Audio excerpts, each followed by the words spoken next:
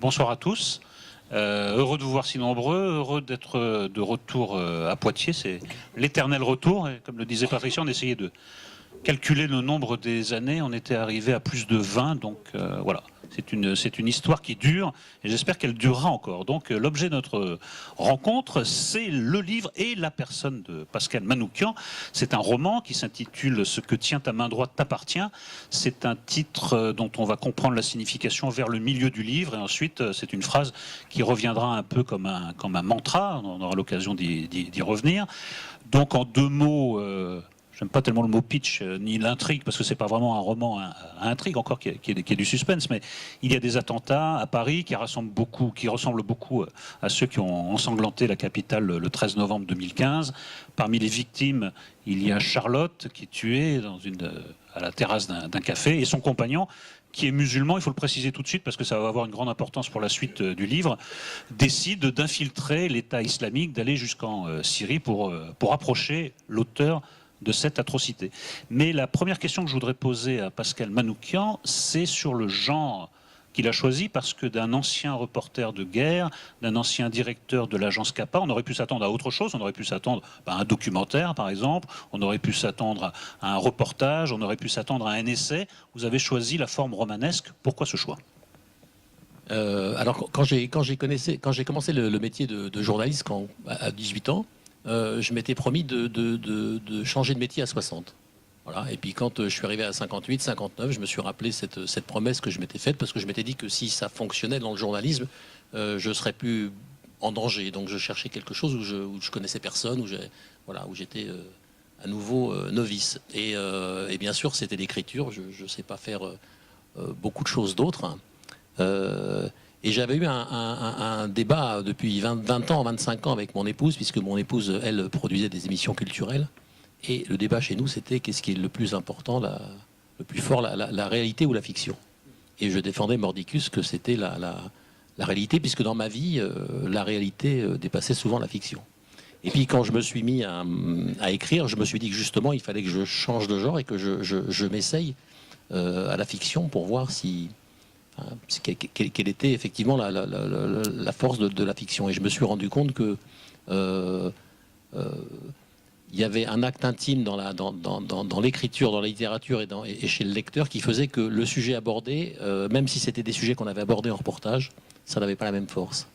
Parce que par définition, vous emportiez mes personnages chez vous, dans vos chambres, dans vos maisons de campagne, alors qu'un documentaire, vous le regardez une fois, peut-être deux, un article, on le lit une fois, mais sans s'y attacher. Donc j'ai tout de suite, trouvé une autre façon de m'exprimer. Et puis, j'ai croisé beaucoup de ces gens dans mes reportages.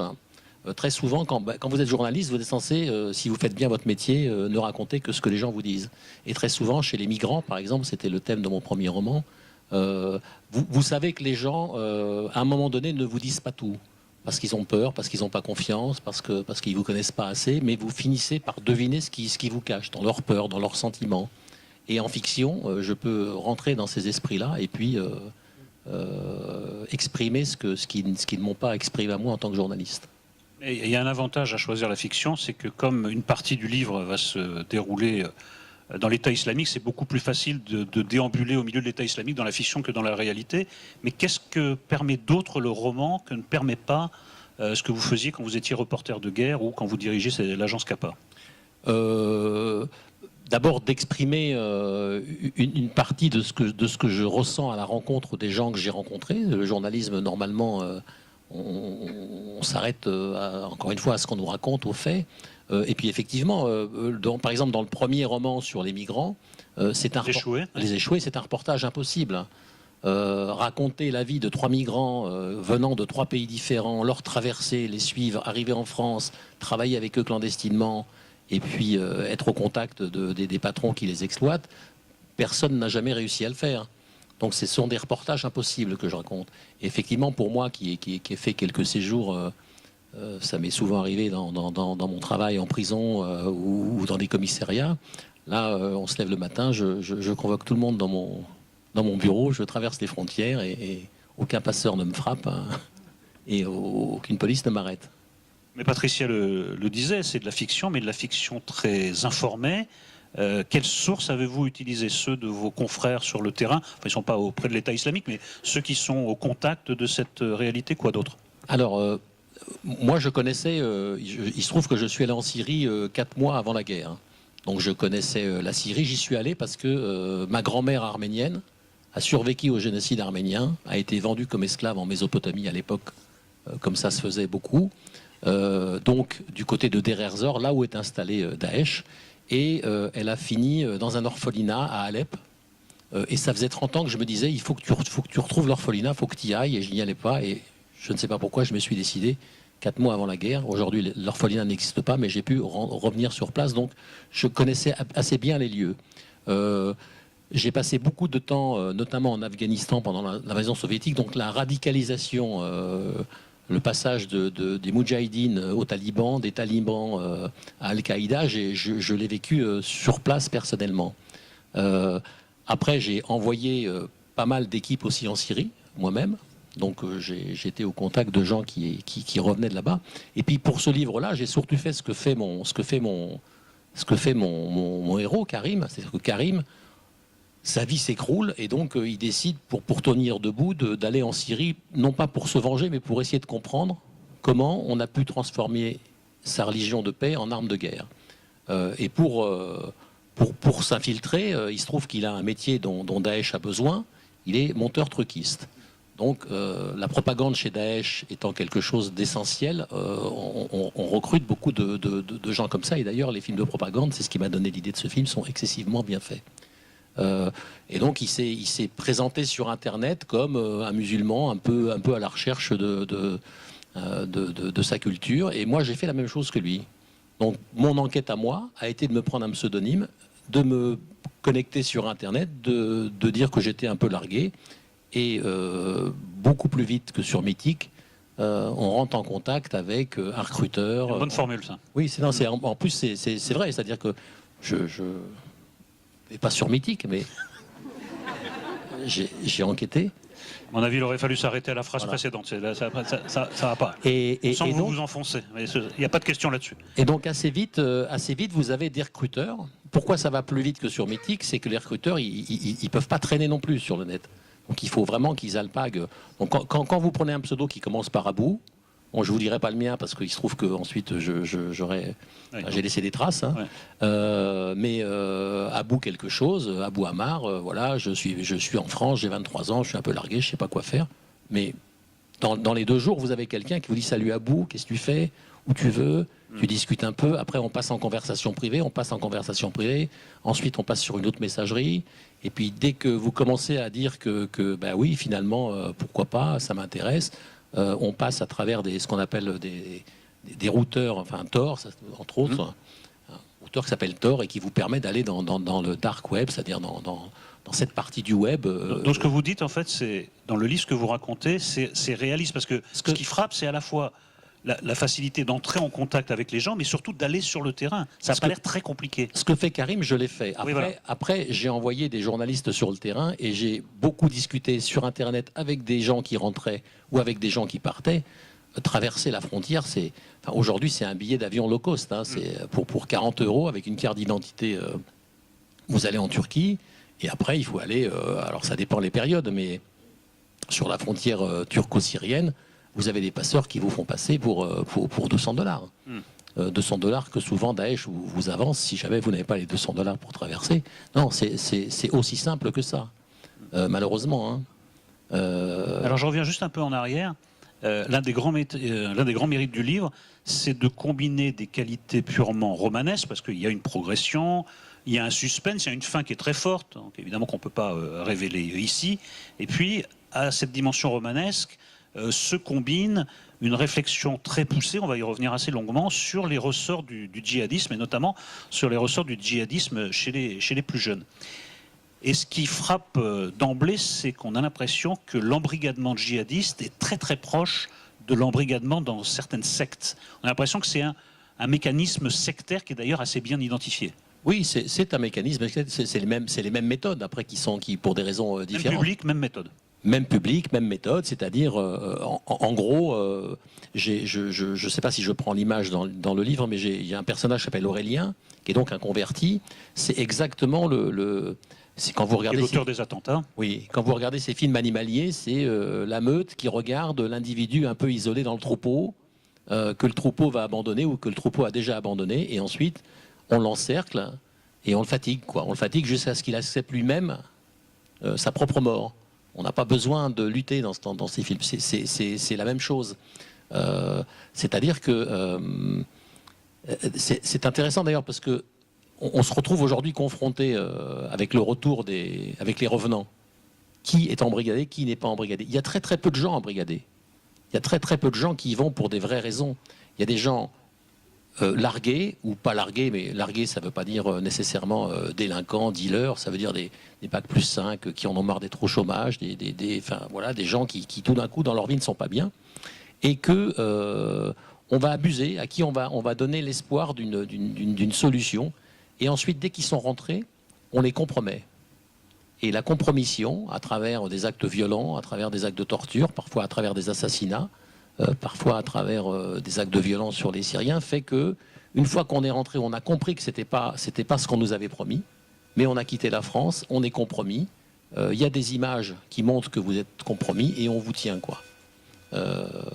Donc c'est pas les radicalisés purs et durs sont plutôt rares. Et vous avez à un moment une remarque qui va faire peut-être hausser certains sourcils, donc raison de plus pour en parler. C'est Karim, je crois, qui s'exprime à ce moment-là, qui dit « Ça arrive à chaque génération, les jeunes communistes rejoignaient l'Union soviétique pour vivre dans une société sans classe, les hippies partaient à Katmandou en rêvant d'un monde sans violence. Eh bien, pour tous ces types aujourd'hui, l'aventure, ce n'est plus de faire Paris-Dakar, mais Paris-Raqqa. » Moi, je me souviens que j'avais posé cette question à Régis Debray, qu'il n'avait pas très très bien pris dans un premier temps. Je lui dis, mais est-ce qu'il y a une différence entre ces jeunes qui vont faire le djihad en Syrie ou ailleurs, et puis les engagements de Régis Debray pour Cuba, ou les brigades internationales en 1936? Est-ce que vous pensez que ça relève exactement du même mécanisme, ou si ce n'est pas le cas, quelle est la spécificité de cet engagement? Non, je précise justement ce passage-là parce que Karim qui parle, hein, c'est pas, oui, c'est pas non, mais parce que justement, je vous explique qu'il y a beaucoup de gens égarés, il y a beaucoup de gens qui se font abuser. Il y a des gens il y a des idéologues qui se radicalisent. Et puis il y a aussi, comme dans toutes les générations, des utopistes. Donc il ne faudrait pas croire que parmi les gens qui vont là-bas, il n'y en a pas qui vont, comme on a pu rejoindre l'Union soviétique, alors qu'on savait qu'il s'y passait, enfin en tous les cas, un certain nombre de gens dénonçaient ce qui s'y passait, mais les gens qui s'y rendaient ne voulaient pas y croire.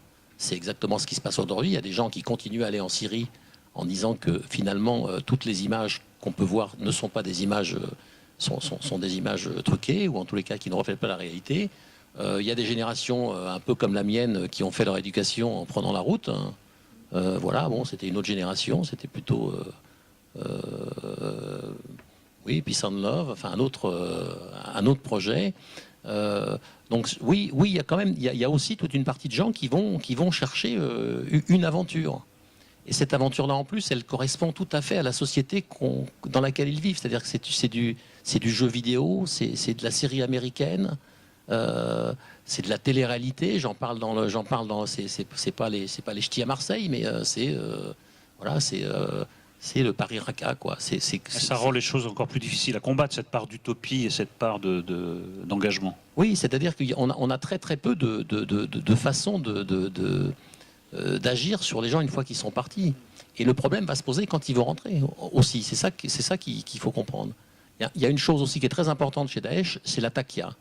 Donc c'est une notion qu'il faut comprendre, la simulation. Dès que vous allez avoir votre contact, on va vous dire attention, maintenant tu comprends, avant de partir, une semaine avant de partir, n'hésite pas, laisse tomber la mosquée, va picoler, montre-toi avec des filles, de façon à ce que tu ne te fasses pas repérer.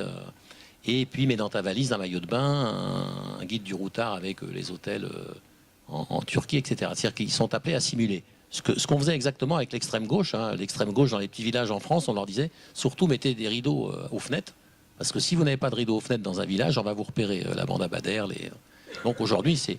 Et la takia, on explique tellement aux gens qu'il faut qu'ils simulent qu'aujourd'hui, quand les gens vont se présenter pour revenir, comment faire la différence entre les radicalisés et les types qui, effectivement, se sont aperçus assez vite qu'ils avaient fait une connerie, mais qui ont été compromis et qui ne pouvaient pas rentrer. Parce que tout le monde va dire, mais sincèrement, on s'est fait abuser, quoi. Et c'est toute la problématique là des 500, 600, je ne sais pas combien il en reste, hein, en tous les cas, plusieurs centaines de djihadistes qui vont sans doute rentrer. Et quelque chose de remarquable dans le livre, c'est qu'il y a un cheminement parallèle. C'est que plus Karim se rapproche du cœur de l'État islamique, plus vous, de votre côté, vous développez une réflexion sur la radicalisation et notamment sur les racines. Alors ça commence sur les racines de cette radicalisation. Alors ça commence à Bruxelles, puisqu'il y a un petit parcours du combattant, c'est le cas de le dire. Il passe par Bruxelles, Karim. Et voilà ce que lui dit le chauffeur bruxellois. Il lui dit, voilà ce qui arrive quand le progrès n'assure plus le bonheur. C'est la religion qui prend le dessus et on peut lui faire dire n'importe quoi. Si tous nos jeunes avaient des boulots intéressants, s'ils pouvaient vivre comme ce qu'on leur vend à la télévision, s'ils pouvaient se projeter un peu dans leur vie, tous ces connards prêcheraient dans le désert. Ce sont eux qui seraient au chômage. Et vous savez comment ce genre de choses peut être reçu? On pourrait vous reprocher d'être sur une ligne de crête entre l'explication et la culture de l'excuse. Oui, mais moi, je pense sincèrement... C'est pas vous qui vous exprimez, je le rappelle. Non, mais mon opinion, c'est que pour que un jeune ouvrier d'une usine à Sochaux puisse partir en Syrie et se faire exploser avec une ceinture explosive, bien évidemment, c'est son parcours. Bien évidemment, c'est un acte odieux. Bien évidemment, il est responsable à 95%. Mais je pense que c'est une erreur de penser qu'il est responsable tout seul. Moi, par exemple, journaliste, je pense que j'ai une partie de responsabilité. Je pense que la télévision, telle que je l'ai vue évoluer, est en partie responsable. Vous en parlez d'ailleurs dans le livre. De ce qui arrive. Ouais. Moi, j'ai travaillé 25 ans. Je dirigeais l'agence de presse, sans doute la plus réputée en France. CAPA, donc. CAPA. J'ai bien vu que de plus en plus, le monde se compliquait et qu'on me demandait de l'expliquer de plus en plus vite et de le simplifier de plus en plus. Il y a tout un tas, et c'est le début de ma réflexion sur ce livre, d'émissions qui, pour des raisons commerciales, on a trouvé dans la forme une façon de rentrer dans le cerveau de nos enfants. Alors ça n'a pas beaucoup d'importance, à part leur enlever un peu de vocabulaire et puis un peu de réflexion. C'est la télé-réalité, c'est ce que vous voyez un peu partout à longueur d'antenne, on connaît. Mais par exemple, Daesh a utilisé ces codes-là, ces codes d'écriture, la façon dont ils ont pu utiliser la forme pour leur propagande et changer le message. Donc on a donné une partie de la clé du cerveau de nos enfants, et Daesh qui s'adapte à tout s'est adapté à ça et rentre dedans. Mais il y a aussi sans doute des professeurs, il y a aussi sans doute, c'est vrai qu'à un moment donné, quand vous croisez sur le net des gens qui vous racontent pourquoi ils sont partis, parfois, même si vous savez que c'est pas la solution, vous comprenez le parcours de leur réflexion, quoi. Voilà, c'est des gens qui sont dans des univers très difficiles, qui ont très peu de chance dans la vie. Mon héros, par exemple, Anthony, c'est quelqu'un qui part en famille avec sa femme et son fils. Anthony, il est ouvrier dans une usine. Il est français, mais il est black, donc on le considère toujours plus que black que comme français. Il sait que grosso modo il va rester sa vie au SMIC et que son salaire va à peu près lui permettre de rembourser le crédit qu'il a pris sur 30 ans et que la carte scolaire de l'endroit où il est va sans doute pas permettre à son fils d'avoir une vie meilleure que la sienne. Après, ça n'excuse pas le fait qu'il parte, hein, mais voilà, il y a un terreau, quoi. L'inculture est un terreau, je trouve. Et puis après... Parler en ces termes-là de Daesh, son cheval de Troie, c'est l'inculture, tous ces cerveaux d'adolescents rendus disponibles à force de les remplir de vide, à force de les abrutir d'Hanounanri, ça c'est une allusion à la série d'Hanouna, d'Ange et de Ch'ti, ça ce sont des allusions à deux programmes de télé-réalité. Vous pensez qu'il y a une part d'explication vraiment notable dans le développement presque sans fin d'ailleurs de ce genre de programme? En tous les cas, moi je m'interroge sur mon métier. Je pense que faire de la télévision, c'est pas n'importe quel métier, qu'il y a une part de responsabilité. Je trouve que moi je prends Cyril Hanouna pour quelqu'un, je veux dire, de dangereux pour mon métier, pas quelqu'un de dangereux dans la vie. Je trouve que avoir la possibilité de s'adresser à 1 million, 1,2 million, je ne sais plus, de personnes tous les soirs, principalement des jeunes, et ne faire que de mettre des nouilles dans des slips pendant, enfin, il y a une part de responsabilité. Je pense que Cyril Hanouna, par exemple, il recommanderait un livre par semaine. Un livre par semaine ou un film par semaine à cette population de gens qui ne lit pas. Mais si Cyril Hanouna ou Baba leur disait « tu devrais lire ce bouquin, vous devriez », et je pense que les libraires devraient d'ailleurs avoir un petit stand avec écrit recommandé par Cyril Hanouna, parce qu'il a la chance d'avoir au creux de sa main une partie de la population que personne ne touche d'autre, et je pense qu'il pourrait les amener à ça. Ça n'empêcherait pas de déconner 95% du temps. Mais puisqu'on le laisse déconner 95% du temps à la télévision, c'est pas n'importe quel métier, il devrait quand même réfléchir à ça, quoi. Et vous êtes presque aussi, en fait, vous êtes assez juste parce que vous êtes presque aussi sévère envers votre profession, c'est-à-dire le calibrage des reportages. Bien sûr. Où vous dites qu'il faut toujours faire plus concernant, bien sûr. Plus première partie de soirée. Vous pensez que ça a aussi un effet néfaste? C'est-à-dire que, encore une fois, plus le monde se complique, plus on vous demande de l'expliquer rapidement. Moi, j'ai travaillé pour tous les grands magazines d'information, des documentaires, etc. À un moment donné, je ne sais pas, Envoyé spécial vous commande un sujet sur la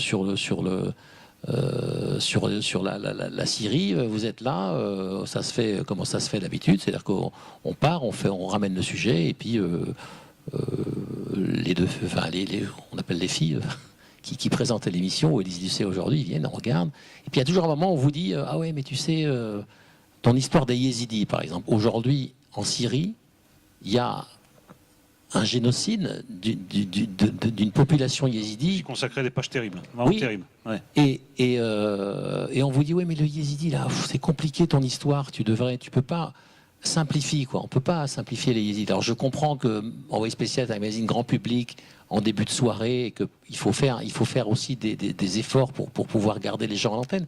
Mais voilà, c'est comme ça aujourd'hui que l'information se conçoit, beaucoup plus qu'avant. Donc voilà, après je suis critique envers ce métier parce que je critique le mien. Mais je pense que les professeurs pourraient faire pareil, je pense que les politiques pourraient faire pareil, je pense que les imams pourraient faire pareil. Donc je pense qu'il y a 5, 3, 2% de responsabilité qui nous incombe à nous tous dans nos professions. Eh ben, allons à contre-courant, expliquer, j'allais dire en quelques mots, oui, j'ai un mauvais réflexe. Les yézidis, il faut quand même expliquer de quoi il s'agit, parce que c'est vraiment un génocide dont on parle assez peu parmi les nombreuses horreurs qui sont commises dans cette région. On n'en parle pas tant que ça.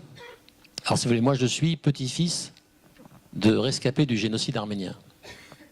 Et chez les Arméniens, il y a ceux qui racontent pas. Moi, ma grand-mère, tous les dimanches, de l'âge de 5 ans à 15 ans, m'a raconté le génocide dans le détail, en me disant « il ne faut pas que tu oublies ».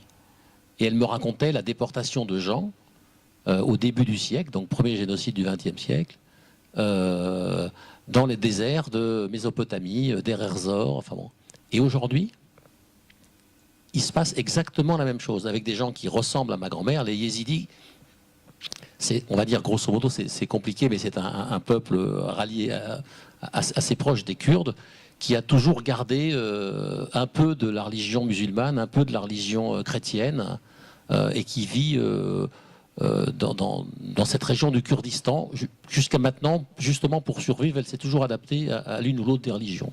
Bon, il se trouve que pour Daesh, et non pas pour les musulmans, mais pour Daesh, en cas de guerre sainte, il y a des règles qui sont fixées dans le Coran, et il y en a une qui concerne les peuples du livre.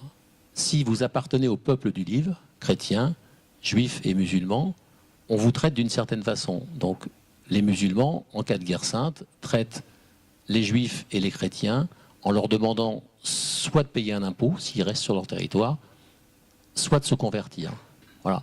ce qui n'empêche pas quelques massacres de temps en temps. Si vous ne faites pas partie du peuple du livre, ce qui est le cas des Yézidis, vous êtes assassinable, déportable à merci. Réductible en esclavage. Et c'est très simple, allez sur le net, assez vite vous allez tomber sur des vidéos tournées par les gens de Daesh où vous avez des jeunes filles en cage qui sont vendues, revendues d'émir à émir. C'est-à-dire que ça se passe aujourd'hui. Ça se passe. C'est-à-dire que ce qu'a vécu ma grand-mère en 1915, c'est-à-dire elle a été vendue comme esclave. Je vous raconte pas les viols. Elle me racontait que quand le convoi s'arrêtait, elle se couvrait de crottins de cheval, mais pas trop non plus, parce que couvrait de crottins de cheval pour pas être violée, mais pas trop non plus, parce que si jamais quelqu'un voulait l'acheter, le fait d'être acheté, ça lui sauvait sans doute la vie. Ce sont les mêmes histoires aujourd'hui avec les Yézidis. Et ces pauvres Yézidis, il se trouve que la Bible les a traités dans un, je ne sais plus dans quelle partie de la Bible, d'adorateurs du feu, d'adorateurs de Satan, et que les musulmans les prennent aussi pour des adorateurs de Satan. Donc, ils disparaissent, il y a 350 000 Yézidis, je crois. Les hommes sont tués, les femmes sont vendues d'émir en émir, et à la fin, quand elles ont servi comme une voiture d'occasion, les familles qui les suivent sur Internet finissent par les racheter. Donc elles sont revendues à leur famille. Et les enfants, beaucoup d'ailleurs, sont des enfants soldats. Alors je reviens au cœur du livre. Bon, Karim, lui, il rejoint l'État islamique parce qu'il veut s'approcher d'Abou Ziyad, il veut s'approcher du cœur du système. Mais il est accompagné par des gens qui, eux, font le djihad. Et alors, on est, malgré tout ce que vous avez expliqué, et je sais que ça reflète la réalité, on est quand même confondu par la naïveté de ces gens et la manière dont ils tombent dans un panneau énorme. Et on se dit, en fait, c'est quand même une défaite de la pensée et de la raison. Comment se fait-il que malgré toutes les informations disponibles, je prends même un autre exemple beaucoup plus anecdotique, mais par exemple la croyance dans les Illuminati, qui est démontable en 20 secondes, mais ça continue à se répandre. Il y a beaucoup plus, chez les jeunes, beaucoup de gens qui croient vraiment que le monde est dirigé par les Illuminati, et beaucoup de jeunes qui prennent pour argent comptant ce qu'on leur dit à propos de la Syrie. Et évidemment, sur place, ils découvrent une réalité bien différente et même complètement inverse. Est-ce que c'est pas une terrible défaite de la pensée et de la raison de ne pas pouvoir s'opposer à ces images de propagande? Ce qui est compliqué, c'est que par rapport aux époques dont on parlait, enfin les autres époques ou d'autres utopies, c'est qu'aujourd'hui, il y a une énorme défiance envers, on va dire, les systèmes d'information classiques. C'est-à-dire que vous avez toute une génération qui est persuadée que ce qu'on leur raconte à la télévision, c'est faux, et que ce qu'on leur raconte sur Internet, c'est vrai. Et vous pouvez leur dire, vous raisonnez avec votre expérience, eux, ils raisonnent avec la leur. Et c'est vrai que, alors je reviens à l'actualité, quand vous voyez quand même la façon dont ont été traités les journalistes d'ITélé, renvoyés, etc. Enfin, traiter les journalistes de cette façon, c'est aussi les décrédibiliser, et puis c'est apporter du moulin de l'eau au moulin de toutes ces théories, quoi. Donc c'est moi, j'ai discuté avec beaucoup de ces jeunes qui sont persuadés d'avoir eux raison. C'est-à-dire que la vérité se trouve sur Internet, sur des réseaux parallèles, et même quand ils sont sur place, ils continuent à croire.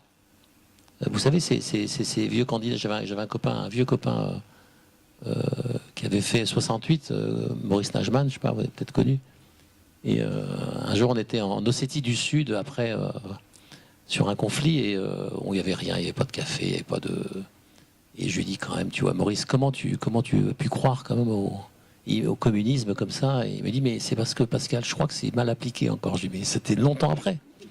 Et voilà, c'est un peu comme ça, quoi. C'est-à-dire que quand même sur place, vous avez des gens qui continuent à croire qu'il faut rester pour justement se battre à l'intérieur et imposer un système. Mais alors où se trouve, quel est le lieu pour apporter une réponse, pour dissiper ces illusions? Est-ce que c'est l'éducation nationale, mais ça n'a pas l'air de marcher même avec des choses plus anecdotiques comme les Illuminati? Est-ce que c'est par l'information, pas celle que vous dénoncez, mais peut-être une information plus complexe? Je pense qu'il n'y a pas de solution rapide. Il n'y a pas de solution rapide. Donc on est dans un système qui a créé. Alors, moi, je pense. Alors, je ne réponds pas tout à fait à votre question, mais je pense quand même que Daesh a perdu. Parce que l'essentiel de Daesh, c'est de vouloir diviser les sociétés. Daesh n'a jamais réussi à diviser les sociétés, que ce soit en France, en Angleterre, et ça, c'est leur vraie défaite. Et quand on va et qu'on plonge dans leur propagande, c'est ça qu'ils essayent de faire.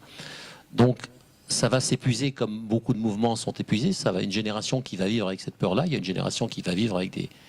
Bon, chaque mois apporte sa nouvelle façon de terroriser. Mais souvenez-vous, l'Irlande était à feu et à sang pendant 10 ans. Il y avait des explosions dans tous les pubs. Moi, je me souviens de la gare de Bologne avec 100 morts ou 80 morts. Je me souviens d'une époque où peu de gens, la génération jeune s'en souvient pas, mais on ne prenait pas un avion sans avoir peur d'être détourné. Aujourd'hui, ce serait ridicule de détourner un avion. Les Palestiniens sont passés à autre chose. Après, encore une fois, j'ai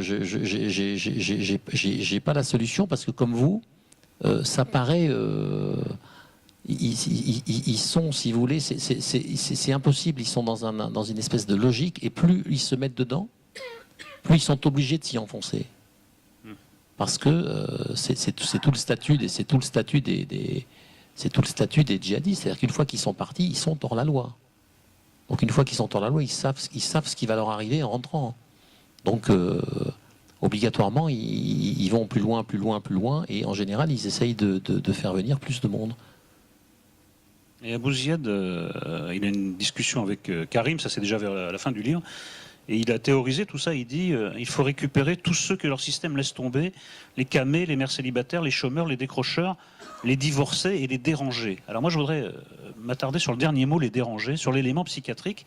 Quelque chose de très troublant, c'est que selon les pays, selon les sociétés, on a l'impression que la folie se greffe sur ce qu'il y a dans l'air du temps. C'est-à-dire aux États-Unis, la folie se greffe beaucoup sur les armes. C'est-à-dire que les gens pètent les plombs et prennent des armes et tirent dans la foule. Et on a l'impression que dans certains milieux, les dérangements psychiatriques se greffent sur le terrorisme islamiste. Est-ce que vous croyez à cette explication ? Moi, je pense qu'il y a une partie des gens qui aujourd'hui, alors surtout maintenant, c'est-à-dire que là, on est dans une autre phase, c'est que le califat va disparaître. Or, le califat, c'était quand même l'atout majeur de Daesh. C'est-à-dire que Daesh avait quand même réussi, c'est un des rares mouvements terroristes qui avait réussi à créer un proto-État, qui a quand même existé un certain temps avec une administration, avec de l'argent, etc. Là, comme Daesh s'adapte à tout, Daesh s'est déjà adapté au fait de perdre son État. Et je l'explique aussi dans le livre, Daesh s'adapte, utilise quasiment tout ce qu'on invente pour le détourner à son avantage. Je ne sais pas, Airbnb, formidable pour nous tous, on loue des maisons, on en va. Airbnb, c'est formidable pour Daesh. C'est-à-dire que vous ne passez plus par l'hôtel, vous vous noyez dans la population, allez retrouver quelqu'un qui, peut-être que vous louez 3 semaines un appartement, vous avez peut-être 3 Abou Ziad dedans. Blablacar, c'est pareil, on ne vous repère plus aux aéroports. Aujourd'hui, ils détournent le problème d'auto-entrepreneur. C'est-à-dire que tout d'un coup, il n'y a plus besoin de partir. Quand on retourne sur Internet et qu'on va à la propagande aujourd'hui, c'est ne vous prenez plus la tête à aller en Syrie. C'est fini, c'est raté, c'est mort. Restez chez vous, retrouvez vos copains sur Copains d'abord, hein, ou Copains d'avant, et puis montez une petite cellule et montez un attentat. Le dernier, là, c'est 3 bonbonnes de gaz dans le 16e. Voilà, j'ai écouté tout à l'heure le procureur, c'est de la bricole. Donc effectivement, il y a toute une partie de gens aussi qui sont, on va dire, mal dans leur peau, ou dérangés, ou tout d'un coup, c'est une façon de donner un sens et de finir, on va dire, plus en beauté que c'est le cas notamment du chauffeur de Nice, quoi. Visiblement, c'est quelqu'un qui avait des problèmes psychologiques, une déception amoureuse, et c'est une façon de partir avec un cachet faisant foi de... C'est le cas de le dire, ouais. Oui, c'est ça, oui. Alors ça veut dire qu'il serait naïf de penser que tout sera résolu avec... parce que bon, en fait Daesh c'est un territoire, une idéologie. Le territoire il s'est réduit comme une peau de chagrin, il reste pas grand-chose, il reste encore un peu à Raqqa, ils tiennent encore une partie de la ville, mais c'est pas selon vous le problème principal. Même si le territoire n'existe plus, même si le califat n'existe plus, le Daesh continuera à exister. Oui, parce que je pense que le territoire est venu en plus. Ouais. C'est-à-dire que je ne pense pas qu'au départ, Daesh pensait avoir un territoire aussi grand. Il se trouve que à la fois on leur a laissé au début s'implanter, ça a été compliqué, ça a été un bordel gigantesque. On n'a pas les mêmes valeurs. Donc par exemple, s'entraîner dans un site archéologique, très souvent Daesh s'entraîne dans un site archéologique parce qu'un site archéologique, quelles que soient les forces de la coalition, ils hésitent à bombarder. Parce que trésor mondial, l'UNESCO, est-ce qu'on peut pas, voilà. Donc ça a fait qu'on a laissé le califat grandir jusqu'à un moment où on s'est aperçu que c'était quand même une véritable fabrique de bombes à retardement. Non, aujourd'hui, comme Daesh aujourd'hui, on parlait de ma présence demain à Bayeux, j'y vais malheureusement parce que j'ai un de mes amis proches qui est mort à Mossoul cet été, Stéphane Villeneuve. Il a sauté sur ce qu'on appelle une mine artisanale. Bon, Daesh est parti du califat, ils ont mis des mines artisanales partout. Et en Europe et ailleurs, ils ont aussi laissé des petites cellules artisanales partout, qui sont capables soit de s'activer, et puis après il y a tous ces individus isolés, mais il n'y en a pas tant que ça pour l'instant, qui finalement cherchent une façon d'en finir, ou cherchent une façon de sortir de leur situation, et qui tout d'un coup sont des franchisés. On prend, et d'ailleurs on revendique, on agit, et on revendique souvent, on prête allégeance 3 heures avant, 4 heures avant. Donc non, bien évidemment que ça va continuer. Je pense que ça va être on va dire le problème d'une génération, quoi. On va plus pouvoir, et on s'y adapte, hein, on va plus pouvoir prendre un pot comme on prenait un pot. Aujourd'hui, c'est prendre 2 trains, voilà, et on va s'adapter comme ça. Et puis à un moment donné, je sais pas, dans une dizaine d'années peut-être, faute de combattants, ou justement à force de voir que finalement tout ça est de la propagande et n'est pas de la réalité, il y aura sans doute moins de gens pour recueillir, pour y aller en tous les cas. À un moment, vous faites une sorte de dégagement un peu géopolitique et économique. Vous parlez des histoires de gazoducs qui sont très importantes dans la région. Est-ce que pour vous, au fond, cette guerre des civilisations, c'est un faux nez et que c'est en fait une guerre économique qui est le véritable enjeu de tout ce qui se passe là-bas? Alors l'histoire des gazoducs est assez compliquée à expliquer, mais moi je la connaissais mal au départ, je m'y suis intéressé. C'est vrai que il y a toujours plusieurs explications dans un conflit. En tous les cas, moi, sur les conflits que j'ai couverts, je me suis toujours rendu compte que je rentrais avec plus de questions que de réponses. C'est-à-dire qu'on part sur un conflit, on pense que c'est simple, et puis finalement, on s'aperçoit qu'il y a plusieurs causes. C'est une évidence que dans cette région-là, le passage d'aqueduc pour alimenter l'Europe en gaz, en se passant du gaz russe, etc., a beaucoup d'importance. Et qu'au moment donné où la guerre éclate, il y avait des accords qui étaient en train de se passer. Donc ça, c'est la croyance de beaucoup de Syriens. Hein. Beaucoup de Syriens pensent on les a poussés dans cette guerre, qu'on les a entraînés dans une guerre. Alors il y avait bien sûr les forces combattantes pour y aller, mais qu'on a attisé et que finalement on a volontairement détruit leur pays pour une raison de guerre économique. Hein. Et vous, votre conviction?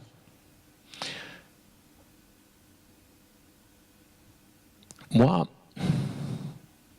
pour avoir été 4 mois avant la guerre en Syrie, mais comment vous dire, pas une seconde, les gens s'imaginaient la situation d'aujourd'hui.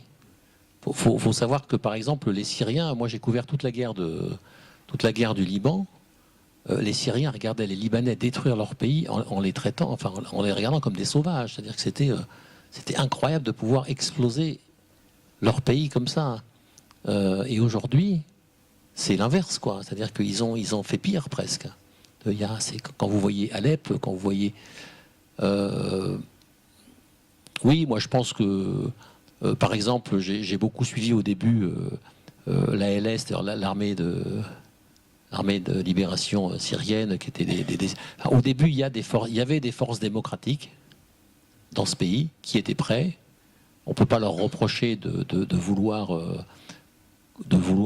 se séparer de Bachar quand on voit quand même ce que Bachar a été capable de faire, qui voulait simplement, après un printemps arabe en Tunisie et ailleurs, vivre autrement, quoi. Ces forces-là, on ne peut pas dire qu'on les a aidées. Mais j'ai vu la même chose se faire en Afghanistan dans les années 79. Moi, j'étais avec des commandants afghans. Il se trouve que j'étais un des premiers journalistes en Afghanistan. J'ai vu des commandants et des forces qui étaient tout à fait ouvertes. C'était pas des radicaux. Et puis, on allait avec eux. Moi, j'allais avec eux parce que je faisais des reportages, chercher des armes au Pakistan.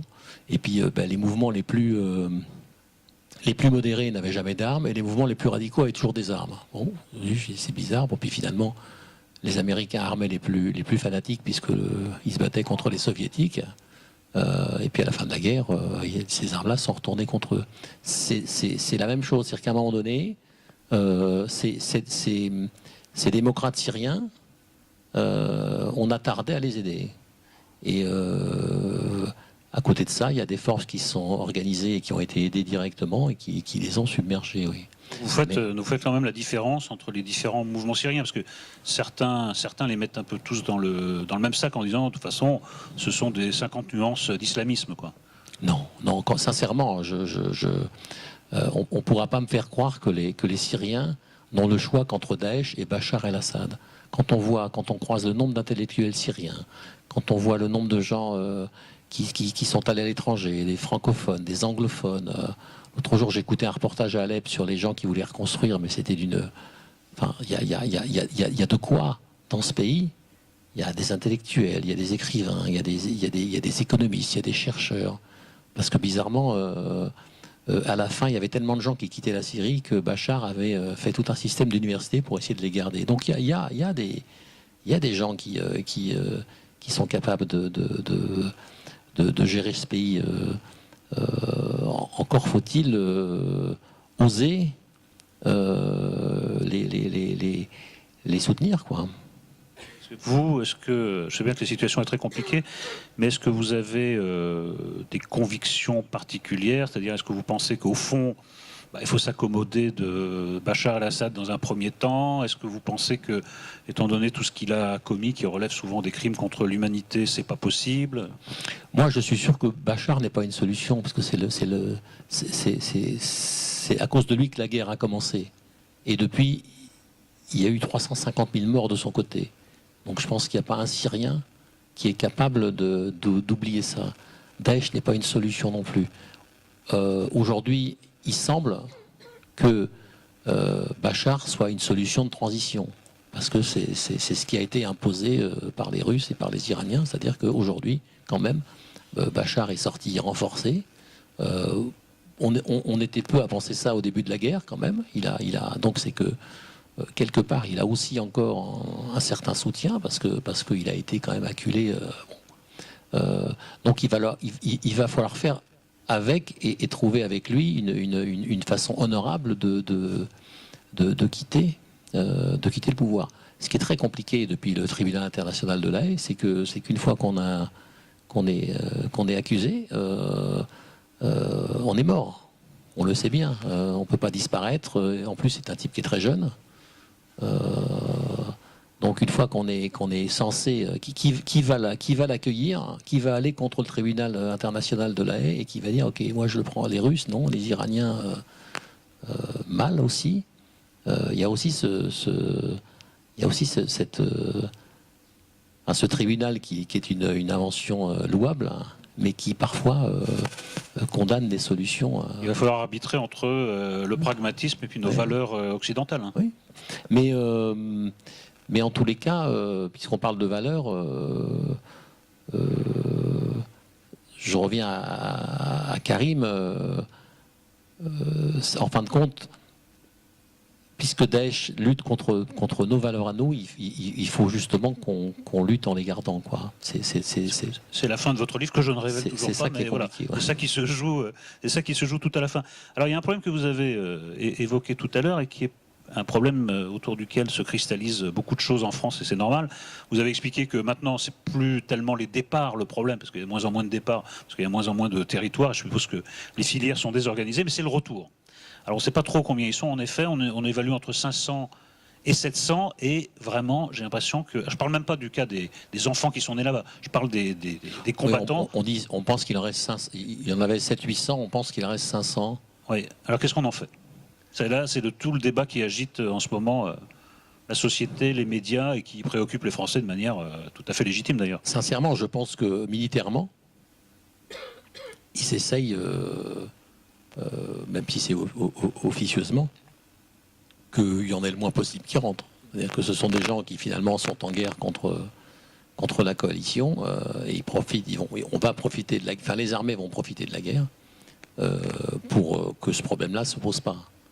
Parce que c'est vrai qu'une fois qu'ils vont rentrer, pour les raisons que je vous ai expliquées, ça va être très compliqué.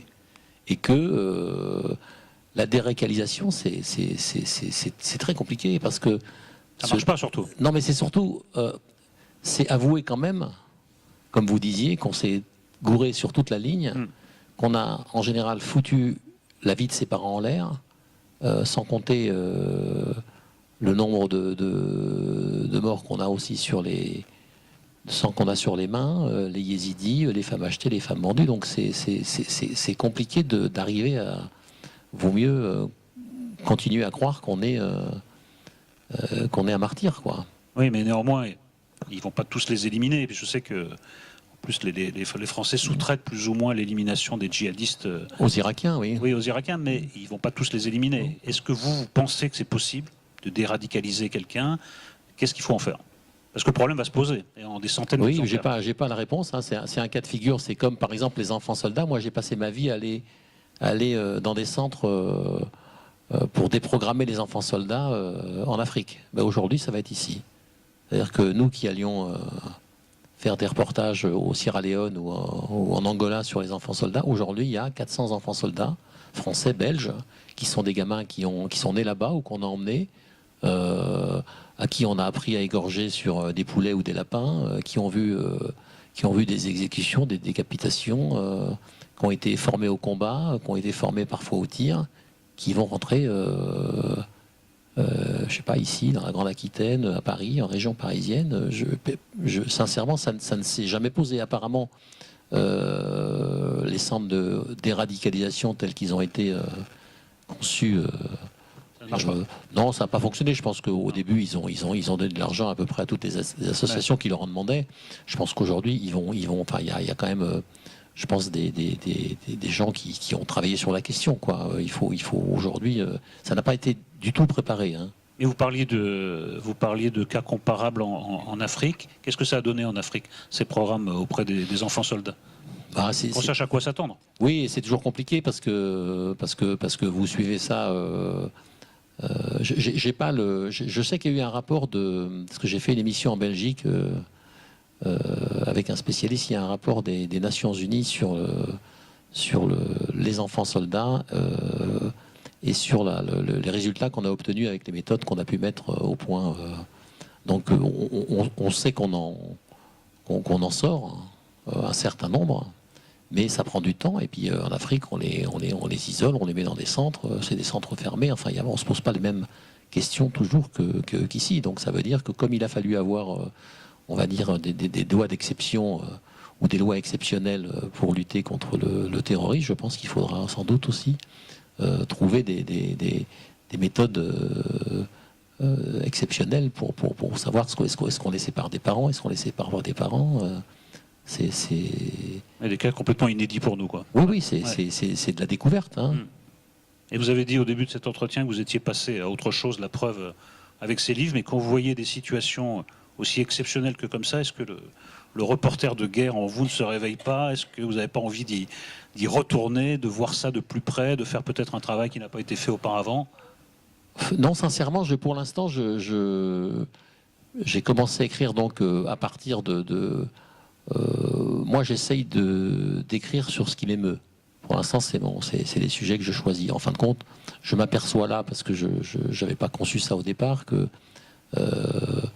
j'ai commencé un premier roman sur les échoués, c'est-à-dire les gens qui s'échouaient du monde entier, qui venaient s'échouer en France. Le deuxième, en fin de compte, c'est un peu les échoués d'eux, c'est-à-dire c'est des gens qui partent de France et qui sont allés s'échouer en Syrie. Et là, je termine un troisième roman ce mois-ci sur le déclassement social. Les gens ça se passe dans l'Oise, désindustrialisé, c'est un canton, 10 km², et c'est des gens qui échouent sur place. C'est des gens qui il y a 2 fermetures d'usines et tout se termine. Donc je pense que voilà, quand j'aurai une sorte de trilogie, oui. Ouais. Quand j'aurai terminé ça, je verrai. Mais je m'interdis rien, non, je m'interdis rien. J'ai quelques appareils photo encore. C'était mon premier métier. Mais ce qui est assez frappant dans les trois sujets que vous avez choisis, c'est que ce sont des problèmes dont on voit jamais la fin, quoi. Parce que les migrants, je connais moins la situation ici, mais pour vivre à Paris, en fait, les migrants, on les déplace d'endroit en endroit, mais le problème ne se règle pas. Le déclassement social, malheureusement, les gens vont de stage en petit boulot ou pas de boulot du tout. On a l'impression que vous êtes spécialiste vraiment des causes un peu perdues, quoi. C'est-à-dire que les migrants, je suis moi-même issu d'une famille d'immigrés. Le déclassement social et le monde ouvrier, je suis issu d'une famille ouvrière. Ce qui vous touche le plus, donc. Voilà. Ouais. Et puis la Ça, Syrie, quand j'ai terminé ce livre, donc c'est l'histoire d'une jeune Française d'origine arménienne, chrétienne non pratiquant, qui vit avec un Français algérien d'origine algérienne non pratiquant. Et quand j'ai terminé ce livre, 3 mois après, ma fille m'a annoncé qu'elle vivait avec un franco-syrien. Voilà, et ils vont avoir un enfant bientôt d'ailleurs. Donc voilà, ça. En fin de compte, j'ai souvent, quand je vous dis que je suis passé de la fiction à la réalité, et en général, la réalité rattrape mes fictions. C'est-à-dire que j'ai sorti Les Échoués juste avant la grosse vague migratoire. J'ai dans ce livre, j'invente alors je sais que ça se passe, mais je l'invente parce que ça se passe pas comme ça. En plein désert, il y a des brainstorming sur quelles autres méthodes on pourrait trouver. Donc il y a des types qui disent il faut aller terroriser un village ou raser un village. Vous allez voir, tout le monde va avoir peur dans les villages. Prenez un camion. Prenez un camion de livraison de gaz et voilà. Bon, et les choses, les couteaux. Ne vous prenez plus la tête c'est ce qu'ils leur disent d'ailleurs maintenant.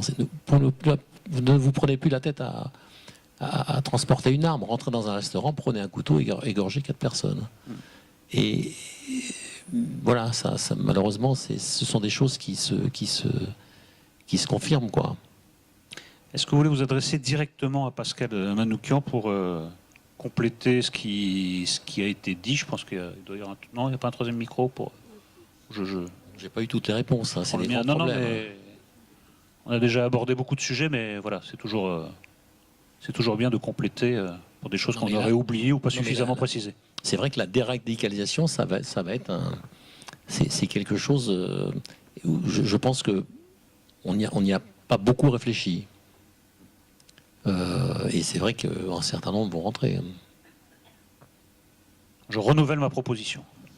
Vous avez parlé un petit peu de votre parcours et moi je pense que ce serait intéressant justement par rapport au métier de reporter de guerre, peut-être de revenir un petit peu sur ce parcours avant l'écriture. Bon, ça on en a parlé à travers les questions posées par Eric, mais est-ce que vous pouvez nous dire effectivement comment est née cette passion, à quel âge, voilà, comment, alors, en tant que petit garçon, voilà, comment ça s'est passé Aujourd'hui, je sais pourquoi j'ai fait ce métier-là, mais je ne l'ai appris qu'en écrivant le livre Avant les échoués, qui était un livre où j'ai essayé de réfléchir sur mon métier, parce qu'on me posait souvent cette question.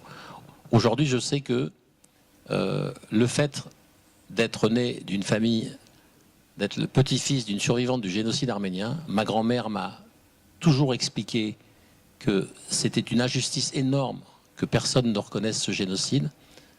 Elle m'a raconté tout ce qu'elle avait vécu, et j'ai compris qu'à l'époque, c'était en 1915, il y a à peu près du génocide arménien, peut-être 100 photos et peut-être 3 minutes de film. Donc c'est très facile de dire que finalement ça n'a pas existé comme ça ou pas tout à fait comme ça.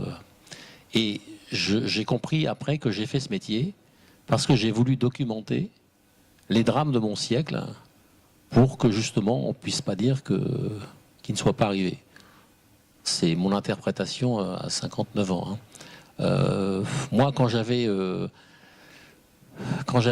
17 ans, j'ai passé le bac, pas très brillamment. Et quand je suis sorti, j'ai acheté l'eBay et il y avait une éruption volcanique en Islande. Et j'ai vu ce volcan et je me suis dit, mais c'est incroyable, il y a un volcan en Islande, c'est pas très loin. Je suis parti en stop, j'ai embarqué sur un bateau et on était comme ça 300 dans le monde à avoir eu la même idée, un japonais, un américain qui avait un délinquant à New York, qui ne savait pas quoi en faire. On est rentré sur cette île, c'était interdit, les types ont voulu nous virer, on a dit non, on va monter une brigade internationale, déjà. Et on a passé 3 mois à déblayer l'île avec la cendre. Les gens nous disaient ça c'est mon toit, on trouvait la rue, enfin, on a fini jusqu'au cimetière. Et quand je suis rentré en France, j'avais voulu m'inscrire à Sciences Po, j'avais voulu m'inscrire à la FEMIS. Enfin bon, c'était novembre, tout était plein, et puis personne. Bon, je suis retourné dans ma cité et je me suis dit et m'est venue l'idée, je vous fais ça court, hein, mais m'est venue l'idée de monter, je ne sais pas pourquoi, une expédition en Alaska. Je me suis dit, je vais prendre des chiens, un traîneau à chiens, et je vais passer l'hiver en Alaska. Donc j'ai commencé à m'entraîner dans la forêt de Meudon, à trouver de l'argent, à aller voir les mairies, les centres commerciaux, et à un moment donné, j'avais à peu près 50% de mon budget. Et j'ai croisé un type que je suis allé voir parce qu'il avait c'était l'hiver, il avait des chemises dans un café des chemises africaines à manches courtes. Bon. Et on a discuté. Et on avait l'idée, moi j'avais l'idée de vouloir faire une expédition à l'ancienne. Je ne savais pas que le monde allait changer, mais je me disais, il faut faire un truc comme ça parce que bientôt, on ne pourra plus être seul, on ne pourra plus se perdre dans le monde. Bon, je n'imaginais pas du tout ce qui allait m'arriver, hein, en vrai. Et lui, il avait la même idée. Et il montait une expédition en Amazonie pour aller faire un premier contact avec une tribu indienne. On a sympathisé et on s'est aperçu qu'on avait 50-50 de budget. Donc il m'a dit, est-ce que tu tiens vraiment à l'Alaska ? Moi j'ai dit, j'irai plus tard, l'Alaska. Et donc on est parti en Amazonie. Ça nous a pris 6 mois. Ce garçon s'appelle Patrice Franceschi. Aujourd'hui, il est au Kurdistan syrien. On est parti à 3 gamins, on avait 20 ans, et 19-20 ans, ouais. Et puis on est parti 8 mois en forêt, donc sans GPS, sans téléphone portable, et on a fait un premier contact avec une tribu indienne au sud de la Colombie qui s'appelle les Macourés. On est rentré, comme on n'avait pas les autorisations, on a fait 3 semaines de prison en Colombie, et puis on a fini par rentrer à Paris, on a fait un film, on a fait un livre. Et puis moi, je me suis dit, bon, qu'est-ce que en fin de compte, t'as rien de spécial à faire, quoi. Et j'avais bien aimé l'Amérique du Sud, donc je suis parti 1 an en Amérique du Sud. J'étais routier, enfin, j'ai travaillé sur des routiers, j'ai travaillé sur un peu tous les métiers. Et puis, il y avait beaucoup de guérilla et de guerre en Amérique centrale. Et le routier qui me faisait travailler faisait toute l'Amérique centrale. C'est là où j'avais la fameuse guerre du football, là.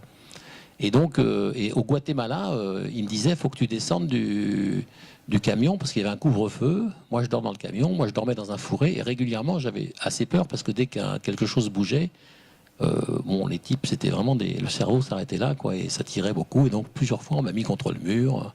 Et là, ça a commencé je me suis dit, ça m'intéresse, quoi. C'est quelque chose qui m'intéresse, je vois bien savoir qu'est-ce qui se passe, etc.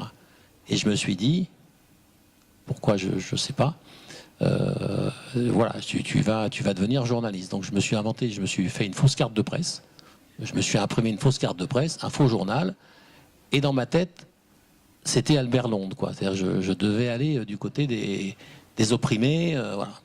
Et je suis allé voir la guérilla guatémaltèque. Enfin, après tout ça, ça m'a pris un peu de temps. Et les types m'ont fait passer ce que font toutes les guérillas, une espèce de petit examen de passage. Et c'était des marxistes-léninistes purs. Moi, j'étais arménien de la diaspora, donc il y a un truc chez les Arméniens de la diaspora, c'est qu'ils n'aiment pas les Arméniens qui sont restés en Arménie soviétique. Donc ils sont plutôt anticommunistes. Donc quand on m'a parlé, quand ils m'ont commencé à me demander ce que je pensais de l'Arménie soviétique, j'ai totalement foiré l'examen de passage. Donc ils m'ont dit non. Et je me suis dit, j'ai commencé déjà à revenir sur mes principes. Je me suis dit, bon, mais quand même, je suis allé voir l'armée. Et l'armée m'a embarqué. L'armée m'a dit, ah bon, vous êtes français, journaliste? Oui, vous avez un journal? Oui, j'ai un journal. Bon. Et je pensais faire le reportage du siècle. Et c'est ce que je raconte, c'est le premier chapitre du livre d'avant où je raconte ma vie de journaliste. Ils m'ont embarqué avec le bordel de l'armée. En fin de compte, ils m'ont mis dans l'avion qui amenait les... Et malheureusement, ça a été une expérience pour moi très violente et dramatique parce que, en fin de compte, ils allaient chercher les filles et les mères de guérilleros qu'ils avaient repérés et ils les amenaient comme putes aux militaires qui combattaient. Et il se trouve que ils ont assassiné devant moi une jeune prostituée. Enfin bon. Mais malgré ça, je me suis dit quand même, ce métier-là, c'est ça que je veux faire. Et je suis rentré en France. J'ai retrouvé mon ami Franceschi, qui lui avait aussi tourné pendant un petit moment, et il m'a dit c'est bien aussi comme truc.